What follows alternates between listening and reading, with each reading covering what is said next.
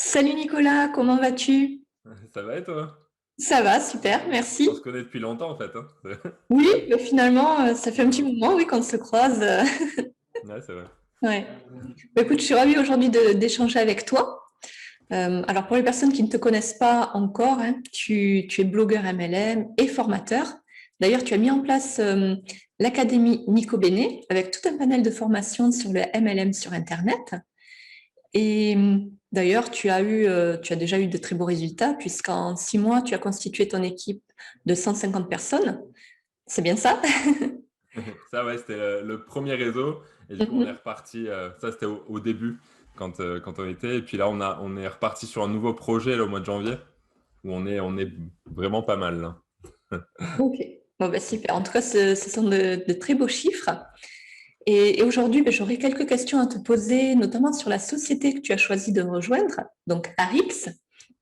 Je pense que ça va aider justement les personnes qui peut-être hésitent à se lancer dans l'activité avec cette entreprise. Et je pense que tu as aussi de belles astuces à nous dévoiler pour développer cette activité. Ouais, plein, plein. Ouais. On a pour 2 heures. On a pour 2 heures. Ouais. Alors, pour démarrer cette interview, je te propose déjà la première question. Pourquoi as-tu choisi de rejoindre cette activité avec Arix en particulier?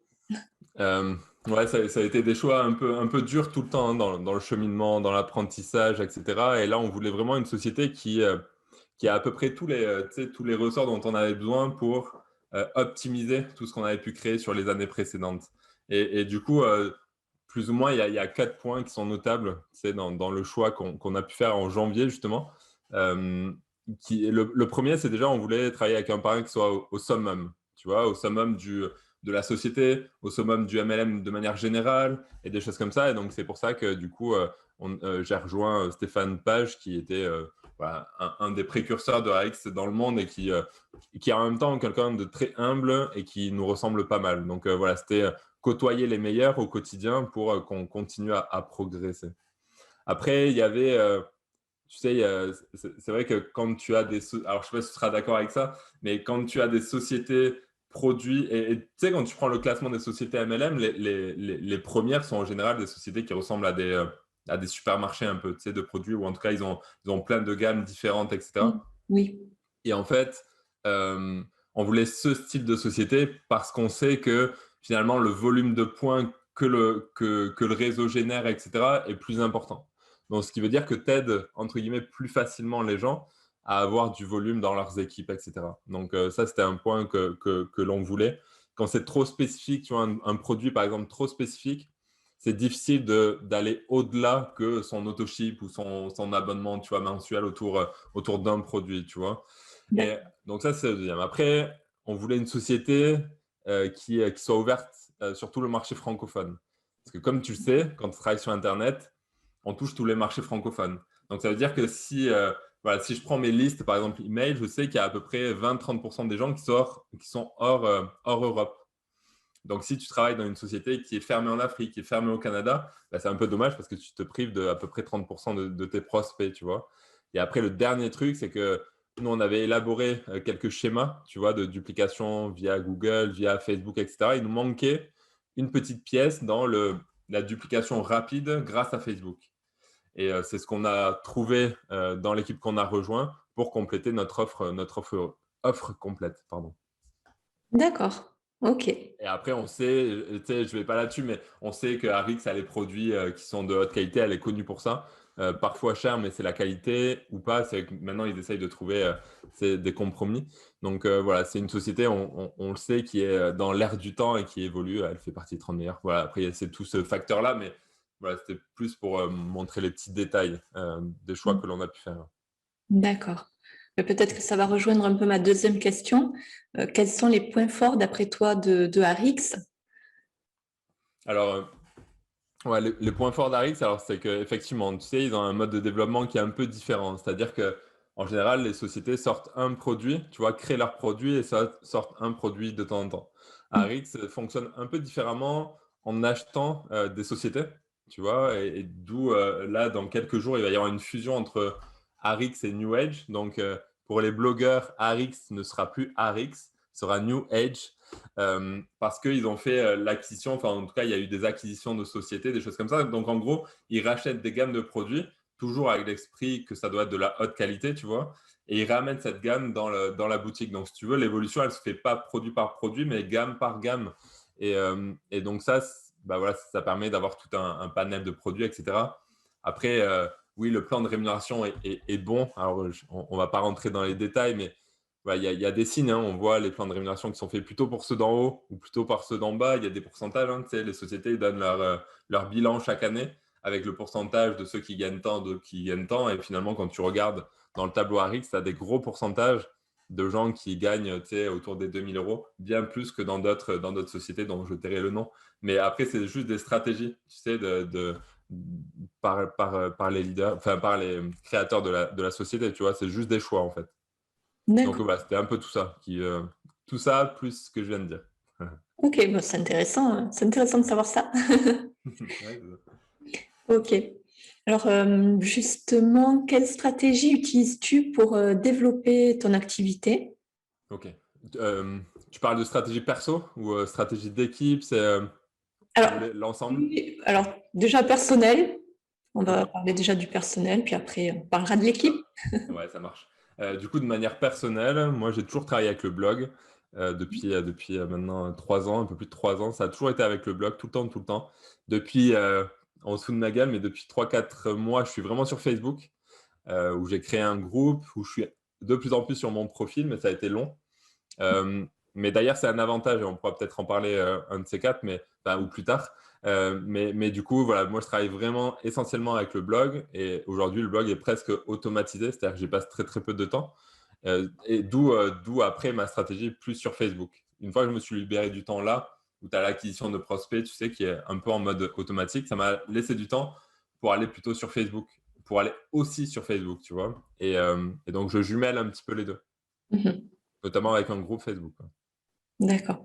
Donc finalement, tu allies, on va dire, prospection passive avec le blog qui tourne en automatique et prospection active avec Facebook, c'est ça? Ouais, après on peut automatiser quelque chose, hein, quelques petits trucs sur Facebook. C'est-à-dire qu'il y a des stratégies qui existent. Alors moi je travaille avec un groupe, justement dans l'idée, tu sais, une fois qu'on est baigné dedans, on a toujours envie de tout automatiser, mais Oui. histoire ouais, c'est ça, hein, tu sais de quoi je parle, mais tu sais, histoire que finalement le groupe grandisse de lui-même, tu sais, avec certains outils, enfin pas des outils, hein, c'est-à-dire des leviers.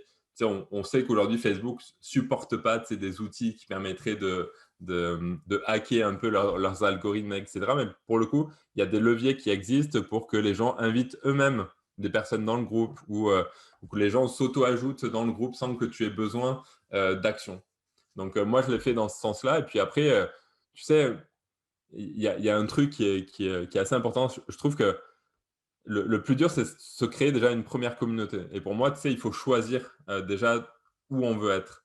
Parce que quand on veut être partout, on sait qu'il faut au moins 2 3 heures sur chaque plateforme pour réussir à faire monter le truc. Par contre, quand tu arrives à avoir une communauté à un endroit, peu importe où elle est, c'est tellement plus simple de créer une deuxième communauté immédiatement parce que tu fais des ponts et du coup, tu as de la preuve sociale, donc ça fait augmenter. Donc finalement, créer une première communauté pour après créer d'autres communautés, je pense que c'est une solution qui est plutôt pas mal. Et c'est pour ça qu'aujourd'hui, le groupe, tu sais, je crois qu'il fait 1400 personnes à peu près en 3 mois, mais parce que j'avais cette première grosse communauté, tu vois. Et c'est souvent des erreurs qu'on fait, je trouve, à être un peu partout. Alors que finalement, si tu es très fort à un endroit, après, tu vas pouvoir être partout de manière plus simple. Oui, oui, oui, tout à fait. De toute Ouais, façon, être partout en même temps, bon, on perd plus de temps qu'autre chose et on n'avance ouais, pas. ouais, surtout quand tout prend du temps. Hein. C'est Oui, quand tu veux être très performant sur Facebook, bah, tu sais, il faut faire gaffe aux notifications, sinon tu es bouffé par le temps, mais ça peut être 2 3 heures par jour, vraiment, pour que ce soit très efficace. Et pour optimiser, sur Instagram, c'est pareil, sur LinkedIn, c'est pareil. Donc, ceux qui sont sur les trois, ça veut dire que s'ils veulent faire bien les trois, déjà, ils passent 9 heures à créer de l'interaction, à faire du contenu et tout chose, sans parler après de la conversion de suivi. Enfin, c'est difficile, quoi. oui, oui, oui, tout à fait. Sauf si tu mets du contenu au même endroit et le même. Mais je suis pas trop pour ça, moi. D'accord, oui, oui. Ok, je vois. Donc ça, c'était ta stratégie personnelle. Donc après, si je comprends bien, tu as une stratégie d'équipe qui est peut-être un peu différente. Euh, alors non, tu vois, enfin, oui et non. Tu sais, le but, c'est aussi d'apprendre aux gens, je vais pas arriver à le dire, apprendre aux gens la manière dont tu travailles toi, pour être encore plus efficace et plus pertinent. Mhm. Et du coup, alors, on a plusieurs stratégies, toujours sur Internet. Alors, il y en a qui kiffent aller voir les gens, etc. Donc, ils continuent, on sait aussi faire. Mais on a quand même bien compris Internet, comment ça se passe grâce à, tu vois, aux compétences de chacun. Nous, on est très ouverts, aux compétences de chacun pour que chacun amène ses compétences à l'ensemble de l'équipe. Et du coup, je pense qu'on a bien compris comment ça se passait. Donc, en fait, on va avoir une stratégie blog qui est un peu particulière avec un blog d'équipe, blog commun qu'on a créé l'année dernière. Alors, j'ai vu qu'il y en a quelques-uns qui commençaient à faire la même chose. Et en fait, c'est un blog qui utilise l'ensemble de l'équipe en utilisant quelques astuces qui leur permet d'avoir eux-mêmes des prospects, qui rend le blog très puissant et qui en même temps permet aux blogs satellites de l'équipe, c'est-à-dire les blogs individuels, de monter plus rapidement puisque du coup, les backlinks permettent de faire monter les liens, les blogs individuels. Donc finalement, on a une stratégie blog à l'intérieur de l'équipe qui est en fait où les gens n'ont pas besoin de créer leur blog s'ils n'ont pas envie, tu vois. Et juste nous envoient leurs articles sous fichier Word et nous on les prend et il y a une personne qui s'en occupe et qui les publie et puis du coup on accueille tous les fichiers Word comme ça, tu vois. Et après on a évidemment une duplication via Facebook qui reste le plus simple, tu sais, en termes de duplication, en termes d'enseignement et toutes ces choses-là. Pas le plus simple à réaliser après pour la personne, tu vois, mais en tout cas, en termes d'apprentissage et de duplication, ça reste quand même le plus facile et notamment sur le profil. Oui, oui, oui. Et en fait, on essaye de s'adapter. En fait, on s'adapte à la personne, qu'est-ce qu'elle a envie de faire. Tu sais, il y a une personne qui vient chez toi et qui dit non, mais moi, Facebook, hors de question. Tu sais. Si tu n'as que ça, c'est chaud. Quoi. Donc, C'est ça. finalement, on essaye de s'adapter à ce qu'a envie de faire la personne et surtout à ses connaissances. En fait, Mhm. qu'est-ce qu'elle aime, pour ensuite s'appuyer là-dessus pour continuer finalement tu sais, à ce qu'elle nous partage ouais, un peu de son quotidien, tu vois, mais un peu de sa passion un peu. Parce que Mhm. la communauté se crée comme ça, hein, à travers un sujet commun, soit sa personne, soit une thématique. Enfin, Ouais. Mais je trouve ça intéressant ce que tu dis, effectivement, en fait, vous imposez pas une stratégie aux personnes. Voilà, vous avez plusieurs stratégies que vous proposez en fonction de la personnalité de la personne, peut-être de ses connaissances, de sa propre expérience. Elle va choisir la stratégie qu'elle veut et la développer. ouais, c'est ça. Ça, c'est important, je pense, pour pouvoir s'épanouir en marketing de réseau, que d'être contraint peut-être par une stratégie qui ne nous plaît pas du tout et Ouais, finalement d'abandonner parce qu'en fait, on ne se retrouve pas dedans, quoi. ouais, exact. Ouais, je suis d'accord avec toi. Et puis, tu sais, du coup, on a créé des espaces de formation pour chaque stratégie. Donc, finalement, on délègue un peu la formation. Donc, nous, ça nous prend pas, tu sais, ça prend pas à l'équipe de savoir tout, en fait. On Mm. a nos espaces de formation qu'on a créés entre-temps, etc., sur chaque thématique. Et du coup, ben, si une personne désire créer son groupe Facebook, ben, OK, on a la formation qui est là et on t'accompagne avec ça. Enfin, voilà, on est capable de guider au travers de ça. Mais en tout cas, des personnes qui n'auraient pas toutes les compétences initialement, bah, il y a tout ce format de formation qui est prêt où les gens peuvent les intégrer. Ouais. Mhm. Ouais, ouais, ouais. Ok, On bah s'amuse c'est bien, hein. On super. s'amuse bien. Mhm. Non, mais c'est pour ça que je disais en amont, c'est vrai qu'aujourd'hui, on fait un peu les malins, mais ça a été vraiment du gros travail, quoi. C'est-à-dire que ça fait 3 ans tu sais, on travaille beaucoup sur tous les systèmes. On a fait plein de choses qui n'ont pas marché aussi, tu vois. Donc, on fait un peu les mariages aujourd'hui parce que tout est là, tu vois. Mais on a passé des nuits très courtes hein, pour réussir à tout faire. Oui, bah, j'imagine que effectivement, ça se fait Ouais, pas comme ça, un claquement de doigts. Bon, ouais, c'est un petit peu parce que ce que vous avez mis en place, finalement, c'est une nouvelle stratégie. Bon, le blogging MLM, ça existe déjà depuis des années. C'est venu, voilà, du côté anglophone, puis c'est arrivé en France. Mais voilà, ce que vous avez fait vous, un blog, on va dire commun. Enfin, cette stratégie-là est un peu nouvelle, donc forcément, j'ai tu sais, demandé. ouais, c'est ça, mais c'est vrai que du coup, j'imagine que tu dois le vivre, hein, quand tu réussis à parrainer, du coup, les gens ont tendance aussi à vouloir faire comme tu fais. Tu vois, Mhm. donc, c'est-à-dire que si tous les gens de mon équipe voulaient créer un blog, bah, la duplication, elle se ferait jamais, tu vois. C'est Et ça. du coup, en étant aussi sur Facebook, ça me permet aussi de bien tâter le terrain, de bien savoir comment ça marche et des choses comme ça. Mhm. Et de montrer aussi comment on peut faire, parce qu'on doit être aussi tu sais, une sorte d'exemple. Hein. Mais du coup, effectivement, il fallait trouver la parade. pour les gens qui voulaient en tout cas utiliser le blog sans forcément le créer, qui n'avaient pas envie de s'embarrasser. Et tu sais aussi de quoi je parle, avec un blog qui peut prendre beaucoup de temps en termes d'entretien et de toutes ces choses-là. Donc, ouais, c'était un moyen et pour le coup, ça a plutôt bien marché. Donc, on est content de notre création. Ouais, ouais. C'est vrai, comme tu dis, hein, le blogging, c'est une super stratégie, mais ça prend beaucoup de temps au début à mettre en place. Et donc, la duplication, comme tu dis, c'est déjà tout le monde ne veut pas faire un blog. Tout le monde n'a pas les compétences. Il faut persévérer aussi. Il ne faut pas s'attendre à avoir des résultats en 2-3 mois. Donc, c'est vrai que la duplication serait très, très longue ou voire nulle parce que il faut quand même arriver à sortir du lot et c'est pas donné finalement à tout le monde. Il faut vraiment utiliser les bonnes stratégies de marketing, de blogging, de référencement, etc. Ouais, carrément. Ouais. Ok, alors du coup, est-ce que tu peux nous partager peut-être ta meilleure astuce pour développer l'activité, le marketing de réseau? Vraiment, la meilleure astuce? Ok. Ok. Alors du coup, non mais tu vois, je peux te dire par exemple comment on peut faire démarrer une personne, tu vois. Et on parle vraiment d'Internet, hein, c'est-à-dire que le côté traditionnel, on sait comment ça se passe, mais tu sais, en général, pour moi, ça se passe surtout en 3 étapes. Imagine une personne, tu vois, là, je parle à quelqu'un qui ne serait pas dans mon réseau, par exemple, et je vais lui dire ça. En gros, tu sais, je prends toujours un stylo quand je lui parle, mais en gros, la première chose, c'est choisir, tu vois, c'est choisir où il veut communiquer, sur quoi il veut communiquer, tu vois, pour éviter de perdre son temps. Et quand on dit sur quoi il veut communiquer, c'est sur quoi il se sent capable de communiquer pendant 1, 2, 3 ans, tu vois. Donc, premièrement, c'est de faire des choix dans sa stratégie Internet. Parce que finalement, quand on fait de la vente ou du parrainage Internet, ça reste du marketing en ligne, en fait. Donc, ça veut dire qu'on doit respecter les règles de ça. Et donc, la première chose, c'est faire des choix. Après, c'est par rapport au sujet qu'on a défini la thématique, en tout cas qu'on a défini, ça peut être soit le MLM pur, soit autour du domaine de sa société, soit autour de sa personne.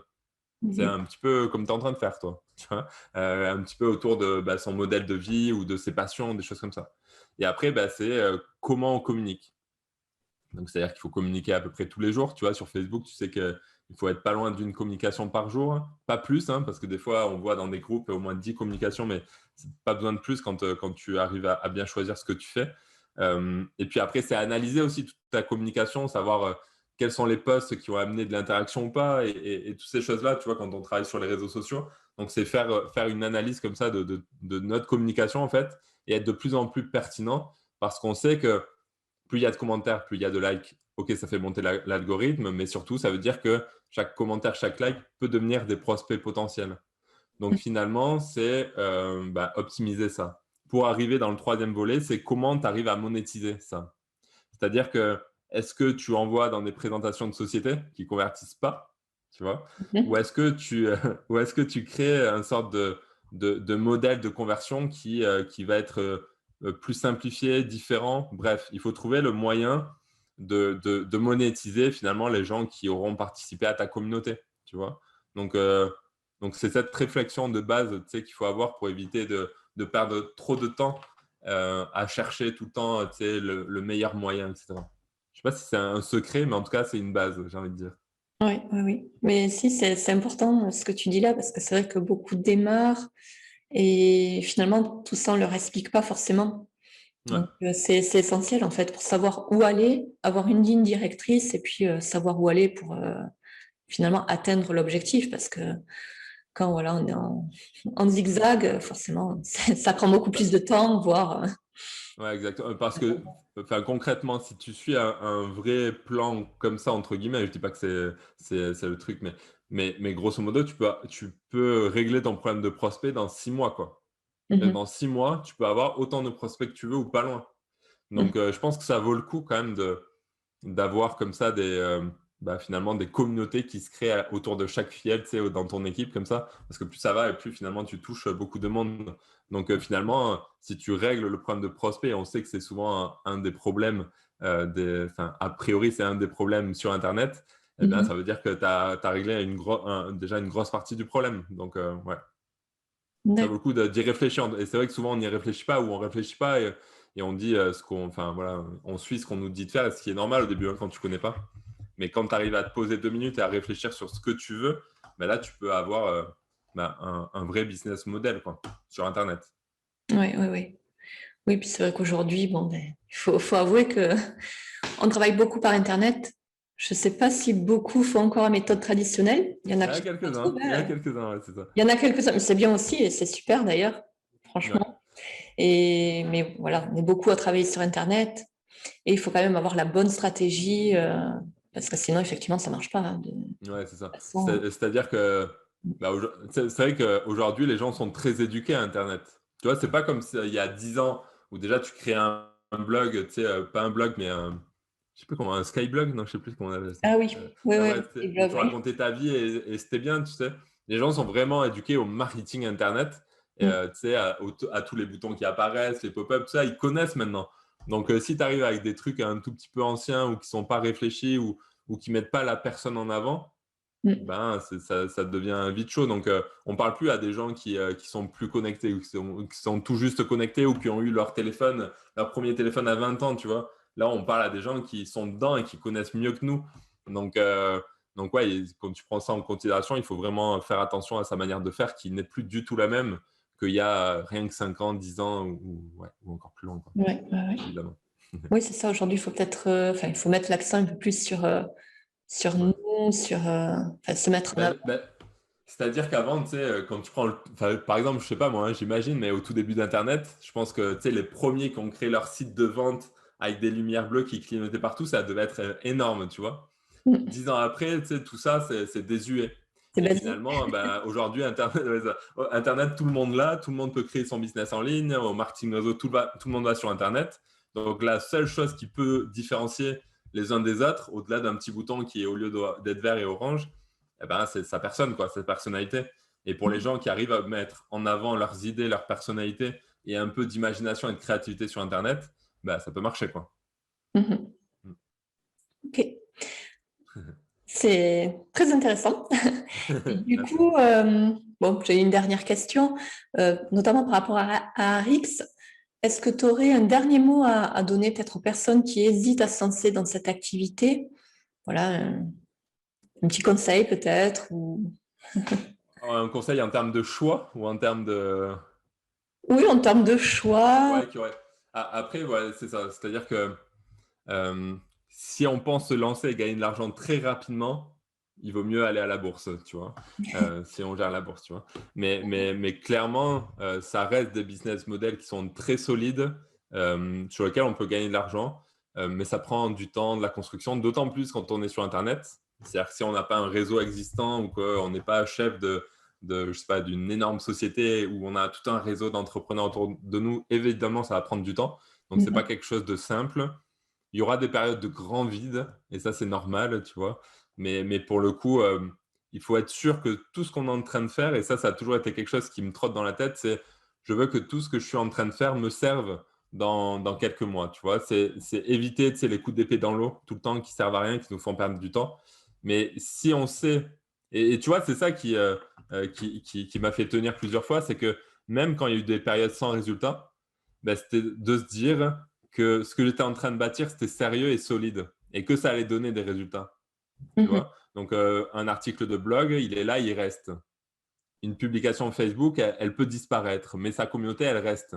Mhm. Tu vois. Donc, finalement, et publier dans les groupes MLM, ça disparaît, ta communauté, elle n'est pas à toi et tu ne dois pas faire ça. Tu vois. Ou encore moins aujourd'hui où là, c'est ultra connu. Bref. Donc, en gros, c'est être conscient qu'on est en train de construire quelque chose. Et si tu n'as pas l'impression de construire quelque chose, il faut que tu revoies ce que tu es en train de faire, notamment sur Internet. C'est un peu ça l'idée. Et puis Arix reste une société qui est.